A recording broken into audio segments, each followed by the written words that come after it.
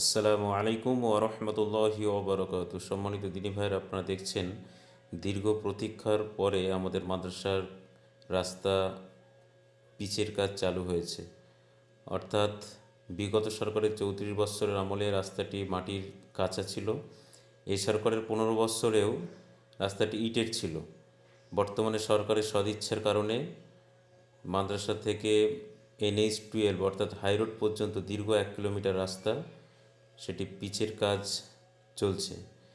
এই রাস্তায় চলাচল করতে যেমন গ্রামের মানুষের অসুবিধা হতো, ঠিক তেমনিভাবে মাদ্রাসায় যে সমস্ত মেহমানরা আসতেন তাদের গাড়ি নিয়ে আসতে খুবই প্রবলেম হতো। তো আলহামদুলিল্লাহ রাস্তার কাজ চালু হয়েছে। আপনারা দোয়া করবেন। কিছুটা বাকি থাকছে মাদ্রাসা পর্যন্ত, সেটুকু যাতে মহান আল্লাহ কবুল করেন। আসসালামু আলাইকুম ওয়া রাহমাতুল্লাহি ওয়া বারাকাতুহু।